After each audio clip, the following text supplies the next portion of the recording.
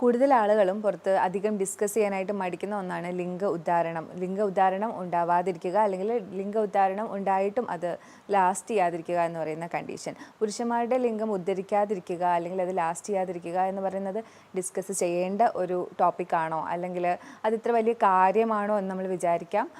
എന്നാൽ നമുക്ക് ദാമ്പത്തിക ജീവിതത്തിൽ ഇത് ഒത്തിരി പ്രശ്നങ്ങൾ ഉണ്ടാക്കുന്ന ഒന്നാണ്. അതുപോലെ തന്നെ ഇത് പതിയെ പതിയെ നമ്മുടെ സെൽഫ് കോൺഫിഡൻസിനെയും ചിലപ്പം ബാധിക്കാനായിട്ടുള്ള സാധ്യതകളുണ്ട്. ഇന്ന് ഞാനിവിടെ ഡിസ്കസ് ചെയ്യാൻ പോകുന്നത് ഇതുപോലെയുള്ള സെക്ഷൽ ഡിസ്ഫങ്ഷൻ, എറക്ടൈൽ ഡിസ്ഫങ്ഷൻ ഉണ്ടാവുന്നത് അതിന് എന്തൊക്കെ ഡയറ്റ് നമുക്ക് ചെയ്യാം, എന്തൊക്കെ സപ്ലിമെൻറ്റ്സ് കൊടുക്കാം, ഇത്തരത്തിലുള്ള കാര്യങ്ങളാണ് ഞാൻ നിങ്ങളുമായിട്ട് ഡിസ്കസ് ചെയ്യാൻ പോകുന്നത്.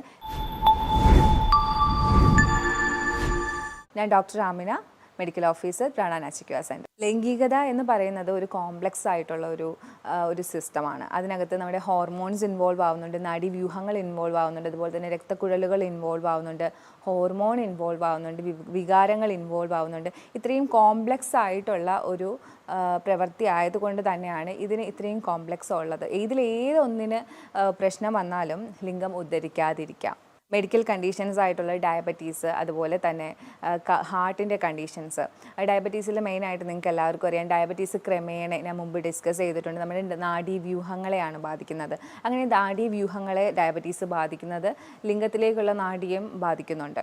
അങ്ങനെ ലിംഗത്തിലേക്കുള്ള നാഡീവ്യൂഹത്തിനെ ബാധിക്കുമ്പോൾ ഉദ്ധാരണം നടക്കാതെ വരാം. അതുപോലെ തന്നെ രക്തക്കുഴലുകൾ, കാർഡിയാക് ഡിസ്ഫങ്ഷൻസ് വരുമ്പോഴും ഇതുപോലെ രക്തം പമ്പ് ചെയ്യുന്നതിൻ്റെ കുഴപ്പമാണല്ലോ കാർഡിയാക് ഡിസ്ഫങ്ഷൻസിൽ വരുന്നത്.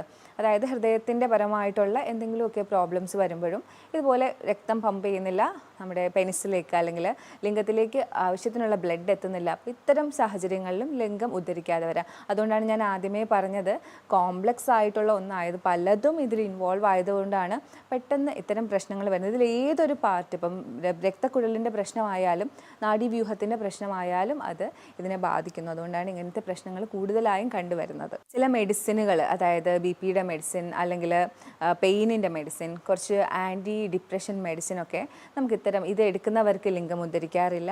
അതുപോലെ തന്നെ ചില സൈക്കോളജിക്കൽ ഡിസോർഡർ ആയിട്ടുള്ള ആൻസൈറ്റി ഡിസോർഡറും ഡിപ്രഷനും ഒക്കെ ഉള്ളവർക്കും ലിംഗം ഉദ്ധരിക്കില്ല. അതുപോലെ ഓവർ വെയ്റ്റ്, ഒബേസിറ്റി പോലുള്ള രോഗങ്ങൾ വരുന്ന സാഹചര്യങ്ങളിൽ ഇത്തരം ലിംഗ ഉദ്ധാരണക്കുറവ് കണ്ടുവരാറുണ്ട്. നമ്മൾ കൂടുതലായിട്ടും ഡ്രഗ്സും ആൽക്കഹോളും ഉപയോഗിക്കുന്നവരിൽ നമുക്കറിയാം, ആൽക്കഹോളും ഡ്രഗൊക്കെ കൂടുതൽ ഉപയോഗിക്കുമ്പോഴത്തേക്കും രക്തക്കുഴലുകളെയും നാഡീവ്യവസ്ഥയെ ഇത് നെഗറ്റീവായിട്ട് ബാധിക്കുന്നുണ്ട്. അപ്പോൾ ഉറപ്പായിട്ടും അത് ലിംഗത്തിനെ ബാധിക്കും, ഉദ്ധാരണം നടക്കാതെ വരും, ലാസ്റ്റ് ചെയ്യാതെ വരും. ലിംഗ ഉദ്ധാരണം നടക്കുന്നില്ല, അല്ലെങ്കിൽ ലിംഗ ഉദ്ധാരത്തിന് പ്രശ്നമുണ്ട്, എറക്ടൈൽ ഡിസ്ഫങ്ഷൻ ഉണ്ട് എന്ന് നമുക്ക് എങ്ങനെ അറിയാം? ലിംഗം ഉദ്ധരിക്കില്ല, അല്ലെങ്കിൽ ഉദ്ധരിച്ച ലിംഗം കൂടുതൽ നേരം ലാസ്റ്റ് ചെയ്യില്ല ബെഡ് ടൈമിൽ, അല്ലെങ്കിൽ നമുക്ക് ലൈംഗിക താല്പര്യങ്ങൾ ഉണ്ടാവാതെ ഇരിക്കാം. ഇത്തരം സാഹചര്യങ്ങളിലാണ് നമുക്ക് അതൊരു എറക്ടൈൽ ഡിസ്ഫങ്ഷനാണ്, അല്ലെങ്കിൽ ഉദ്ധാരണക്കുറവ് ഈ വ്യക്തിക്കുണ്ട് എന്ന് നമുക്ക് പറയാൻ കഴിയുന്നത്. ഇത്തരം ലിംഗം ഉദ്ധരിക്കാതെ ഇരിക്കുന്ന അവസ്ഥ, അല്ലെങ്കിൽ ഉദ്ധാരണക്കുറവ് അനുഭവിക്കുന്നവർ ഇത് ഡയറ്റിൻ്റെ പ്രശ്നമാണോ എന്ന് എപ്പോഴും, എല്ലാം ഡയറ്റിൻ്റെ പ്രശ്നം കാരണമാണല്ലോ, അപ്പോൾ ഇതിനൊരു പങ്ക് ഡയറ്റിലുണ്ടോ എന്ന് നമുക്ക് എന്തായാലും ഒരു സംശയം ഉണ്ടാവും. ഉറപ്പായിട്ടും ഡീപ്പ് ഫ്രൈഡ് ആയിട്ടുള്ള ഫുഡ് അധികം കഴിക്കുന്നത് നമ്മുടെ ലിംഗം കൂടുതൽ ഉദ്ധരിക്കാതിരിക്കാനും ലിംഗത്തിൻ്റെ സാധാരണ എല്ലാ ഭാഗത്തേക്കുമുള്ള ആരോഗ്യം നശിക്കുന്നത് പോലെ തന്നെ ലിംഗത്തിൻ്റെ ആരോഗ്യവും ഇത് നശിപ്പിക്കുന്നതാണ് ഡീപ്പ് ഫ്രൈഡ് ആയിട്ടുള്ള ഫുഡ്. അതിൽ തന്നെ നമ്മൾ ഏത് ഓയിലാണ് ഉപയോഗിക്കുന്നത് നമുക്കറിയില്ലല്ലോ. അപ്പോൾ അത്തരം ഭക്ഷണങ്ങൾ, നിങ്ങൾക്ക് ഇത്തരം പ്രശ്നങ്ങൾ നിങ്ങൾ അനുഭവിക്കുന്നുണ്ടെങ്കിൽ ദയവേത് അത്തരം ഭക്ഷണങ്ങൾ നിങ്ങൾ ഒഴിവാക്കുന്നതായിരിക്കും കൂടുതൽ നല്ലത്. നമ്മൾ ഫുൾ ഫാറ്റ് ഡയറി, അതായത് ഫാറ്റുള്ള ഡയറി, നമ്മൾ സ്കിംഡ് മിൽക്ക് എന്നൊക്കെ പറയും, അതല്ലാണ്ട് ഫാറ്റ് ഫുള്ളായിട്ടുള്ള ഡയറി പ്രോഡക്ട്സ് യൂസ് ചെയ്യുന്നത് നമ്മുടെ ഇത്തരം പ്രശ്നങ്ങൾ ഫേസ് ചെയ്യുന്ന ആൾക്കാർക്ക് അത്ര നല്ലതല്ല. കാരണം ഇതിനകത്തുള്ള ആൻറ്റിബോഡീസ് നമ്മുടെ സെക്ഷൽ ഇറക്ഷൻ ഡിസ്ഫങ്ഷനെ കൂടുതൽ വഷളാക്കത്തതേ ഉള്ളൂ. അതുകൊണ്ട് ഫുൾ ഫാറ്റുള്ള മിൽക്ക് ഇത്തരം ആൾക്കാർ ലിംഗം ഉദ്ധരിക്കുന്നില്ല എന്ന് പരാതിപ്പെടുന്നവർ ഒഴിവാക്കുന്നത് നല്ലതാണ്. നമ്മളെപ്പോഴും നല്ലതാണ് എന്ന് പറയുന്ന ഫ്ലാക്സ് സീഡ്, അതുപോലെ തന്നെ സോയ, ഇത് ലിംഗം ഉദ്ധരിക്കാത്ത ആൾക്കാർക്ക്, അല്ലെങ്കിൽ ലിംഗം ഉദ്ധരിക്കുന്നു അത് ലാസ്റ്റ് ചെയ്യുന്നില്ല, അത്തരം ആൾക്കാർ ഒഴിവാക്കുന്നതാണ് നല്ലത്. കാരണം ഈസ്ട്രോജൻ്റെ അളവ് ഇത്തരം ഭക്ഷണത്തിൽ കൂടുതലാണ്, ഫ്ലാക്സ് സീഡിലും അതായത് സോയയിലും കൂടുതലാണ്. ഈസ്ട്രോജൻ ഒരു ഫീമെയിൽ ഹോർമോണാണ്. അതുകൊണ്ട് തന്നെ ഇത് കൂടുമ്പോഴത്തേക്കും ടെസ്റ്റോസ്റ്റിറോണിൻ്റെ പ്രവർത്തനം നന്നായി നടക്കില്ല. ഇത്തരം സെക്ഷൽ ഡിസ്ഫങ്ഷൻ ലൂടെ കടന്നു പോകുന്നവർ എന്ത് കഴിക്കണം, എന്ത് കഴിച്ചാലാണ് ഇത്തരം ഉദാഹരണം കുറയുന്നത്, അതിനെ പരിഹരിക്കാൻ പറ്റുക എന്നുള്ളത് എപ്പോഴും നമുക്കൊരു കൺഫ്യൂഷനും അല്ലെങ്കിൽ ടെൻഷനും നമുക്ക് എപ്പോഴും ഉണ്ടാവും. നമ്മൾ ഒത്തിരി റെഫർ ചെയ്യും. അപ്പോൾ ഇവിടെ ഞാൻ കുറച്ച് സ്റ്റഡീസിലൊക്കെ വന്നിരിക്കുന്ന കാര്യങ്ങളാണ് ഇവിടെ ഡിസ്കസ് ചെയ്യുന്നത്. നമുക്ക് വാട്ടർമെലൺ വളരെ നല്ലതാണ്. വാട്ടർമെലണിൽ അടങ്ങിയിട്ടുള്ള സിട്രുലിൻ എന്ന് പറയുന്ന ഒരു കണ്ടന്റ് ഉണ്ട്, അമിനോ ആസിഡാണ്. അപ്പോൾ ഇത് വന്നിട്ട് നമ്മുടെ ലിംഗത്തിലേക്കുള്ള രക്തയോട്ടവും ലിംഗത്തിൻ്റെ പ്രവർത്തനങ്ങളും ഒക്കെ കൂടുതൽ നന്നായി നടത്താനായിട്ട് ഹെൽപ്പ് ചെയ്യുമ്പോൾ ഒരു ഗ്ലാസ് വാട്ടർമെലൺ ഒക്കെ കുടിക്കുന്നത് വളരെ നല്ലതാണ് ഉദാഹരണത്തിന് വേണ്ടി. അതുപോലെ തന്നെ മാതളം വളരെ നല്ലതാണ്. മാതളത്തിനകത്ത് ഉള്ള ഒരു ആൻറ്റി ഓക്സിഡൻറ്റ് നൈട്രിക് ഓക്സൈഡിനെ ആക്ടിവേറ്റ് ചെയ്യും. അങ്ങനെ നൈട്രിക് ഓക്സൈഡിനെ ആക്ടിവേറ്റ് ചെയ്യുമ്പോഴത്തേക്കും ഈ നൈട്രിക് ഓക്സൈഡ് ചെയ്യുന്നത് എന്ന് പറഞ്ഞാൽ നൈട്രിക് ഓക്സൈഡ് നമ്മുടെ എല്ലാ കാര്യങ്ങളെയും ഉത്തേജിപ്പിക്കുന്ന ഒരാളാണ് നൈട്രിക് ഓക്സൈഡ്. ഇത് വന്നിട്ട് ലിംഗത്തിനെയും ഉത്തേജിപ്പിക്കാനായിട്ട് സഹായിക്കും. അങ്ങനെ ലിംഗ ഉദ്ധാരണം കൂടുതലായിട്ട് നമുക്കുണ്ടാവും. അതാണ് പോമഗ്രാനൈറ്റിൻ്റെ ഒരു ഉപയോഗം. നമ്മുടെ മാതളം കഴിക്കുന്നത് വളരെ നല്ലതാണ്. ഉറുമാൻ പഴം, മാതളം എന്നൊക്കെ പറയും. അതുപോലെ തന്നെ അത്തിപ്പഴം, ഫിഗ്, ഇതൊരു ഡ്രൈ ഫ്രൂട്ടാണ്. ഈ ഡ്രൈ ഫ്രൂട്ട് നമ്മൾ എടുക്കുന്നതിലൂടെ നമുക്ക് ഒത്തിരി എനർജി കിട്ടുന്നുണ്ട്. ഒത്തിരി എനർജി ഉള്ളതാണ് ഈ ഡ്രൈ ഫ്രൂട്ട്. അപ്പോൾ അത് നമുക്കിങ്ങനെ പാലിനകത്ത് കുതിർത്ത് രാവിലെ എടുക്കാവുന്നതാണ്.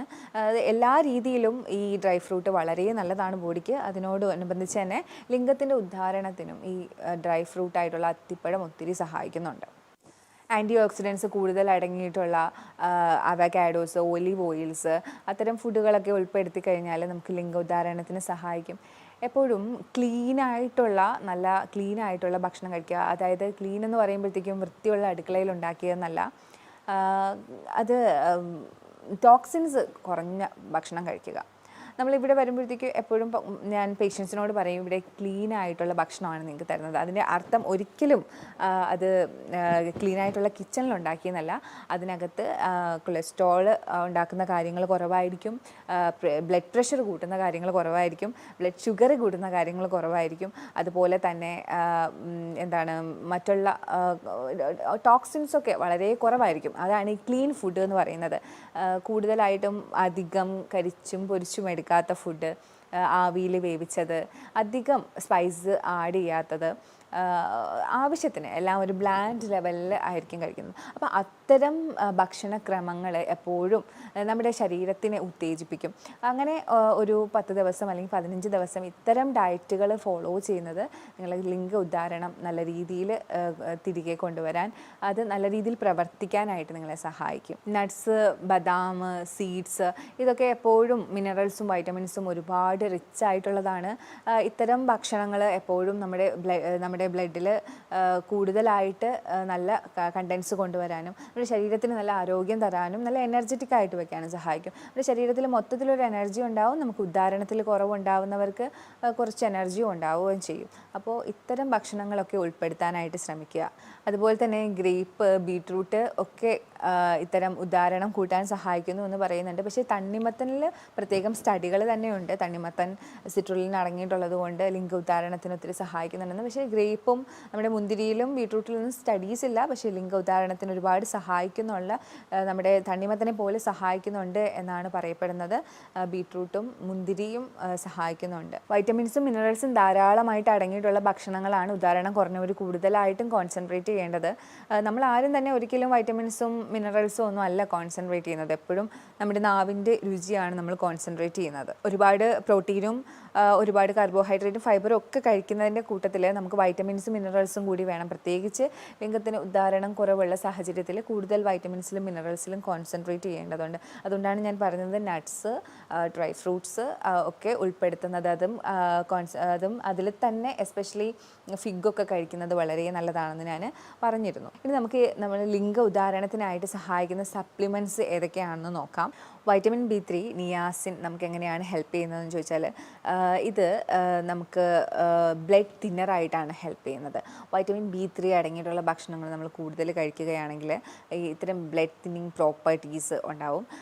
അങ്ങനെ നമുക്ക് കൊളസ്ട്രോളൊക്കെ ഉള്ളത് ബ്ലോക്ക് ഉണ്ടാക്കുകയും ലിംഗത്തിലേക്കുള്ള ബ്ലഡ് സപ്ലൈ കുറയുകയും ചെയ്യും. അപ്പോൾ ഇത്തരം ബ്ലഡ് തിന്നേഴ്സ് ആയിട്ടുള്ള വൈറ്റമിൻ B3, നിയാസിൻ നമ്മൾ യൂസ് ചെയ്യുവാണെങ്കിൽ നമുക്ക് കൂടുതലായിട്ട് ലിംഗത്തിൻ്റെ ഉദ്ധാരണം ഉണ്ടാവും. കാരണം ലിംഗത്തിൻ്റെ ആ ഒരു ബ്ലഡ് ഫ്ലോ ഇത്തരം തരം കൊളസ്ട്രോൾ ഉള്ളവർ, അവർക്ക് ഉണ്ടാവുന്ന പ്രശ്നങ്ങളിൽ നിന്ന് ഇത് തടയും. വൈറ്റമിൻ സി എന്താണ് ചെയ്യുന്നതെന്ന് വെച്ചാൽ, നേരത്തെ ഞാൻ പറഞ്ഞിരുന്നു നൈട്രിക് ഓക്സൈഡിൻ്റെ ഒരു ഇത്. അപ്പോൾ നൈട്രിക് ഓക്സൈഡിൻ്റെ ലെവൽ കൂടും. അപ്പോൾ ഞാൻ നേരത്തെ പറഞ്ഞതുപോലെ നൈട്രിക് ഓക്സൈഡ് സാധാരണ എല്ലാ ഉത്തേജനങ്ങളും നടത്തുന്നത് നൈട്രിക് ഓക്സൈഡാണ്. അപ്പോൾ ഈ നൈട്രിക് ഓക്സൈഡ് ലിംഗത്തിൻ്റെ ഉദ്ധാരണവും ഇത് കൂട്ടും. അങ്ങനെ വൈറ്റമിൻ സി അടങ്ങിയിട്ടുള്ള ഭക്ഷണങ്ങൾ നിങ്ങൾ കൂടുതൽ കഴിക്കുമ്പോൾ ഉദ്ധാരണം കൂടാനായിട്ട് സഹായിക്കും. വൈറ്റമിൻ ഡി എപ്പോഴും ഹോൾ ഫങ്ഷന് വേണ്ടിയിട്ടുള്ളതാണ്. സ്കിന്നായാലും ബോണായാലും എല്ലാത്തിനും വേണ്ടിയിട്ടുള്ളതാണ്. ഇപ്പോൾ വൈറ്റമിൻ ഡി എഗ്ഗിലും ഫിഷിലും ഒക്കെയാണ് കൂടുതലായിട്ടും അടങ്ങിയിരിക്കുന്നത്, പിന്നെ ഡയറക്റ്റ് സൺലൈറ്റൊക്കെ.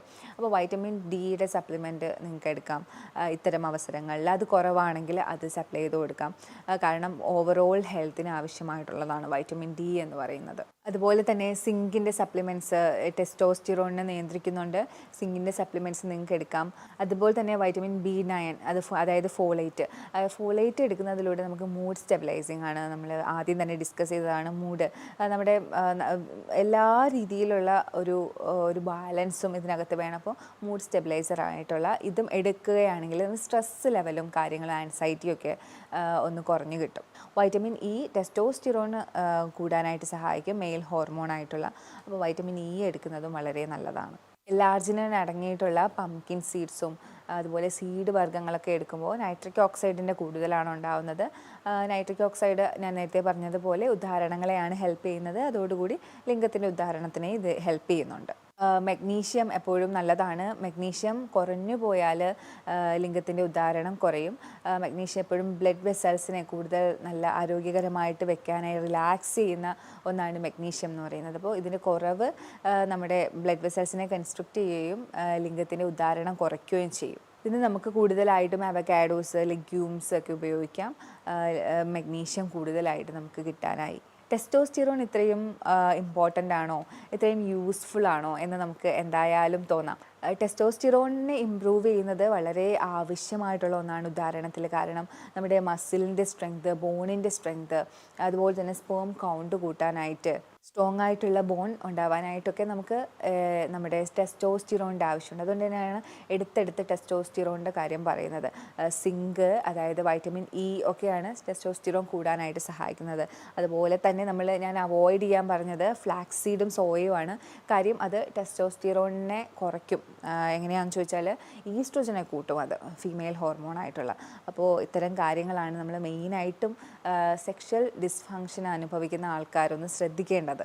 അപ്പോൾ ഇത്തരം പ്രശ്നങ്ങൾ നിങ്ങൾ ആരെങ്കിലും ഇതിലൂടെയൊക്കെ കടന്നു പോകുന്നുണ്ടെങ്കിൽ ഒരിക്കലും മടിക്കാതെ ഒരു ഡോക്ടറെ കാണുക, എക്സ്പേർട്ടിനെ തന്നെ കണ്ട് അതിനായിട്ടുള്ള സഹായങ്ങൾ തേടുക. ഏതൊക്കെ വൈറ്റമിൻസ് ആണ്, സപ്ലിമെൻറ്റ്സ് ആണ് നിങ്ങൾ എടുക്കേണ്ടത്, എന്തൊക്കെ ഭക്ഷണമാണ് നിങ്ങൾക്ക് ശരിയായ രീതിയിൽ കഴിക്കേണ്ടത്. കാരണം പല കോംപ്ലിക്കേഷനും ഉണ്ടാവും, ചിലപ്പോൾ മറ്റുള്ള ഡിസീസ് ഉണ്ടാവും. അപ്പോൾ ഒറ്റയ്ക്കൊരു തീരുമാനം എടുക്കാതെ ഒരു നല്ല എക്സ്പേർട്ടിൻ്റെ സഹായത്തോടു കൂടി ഒരു നല്ല ഡയറ്റും നല്ല ട്രീറ്റ്മെൻറ്റ് പ്ലാനും ഒക്കെ കണ്ടെത്തുക.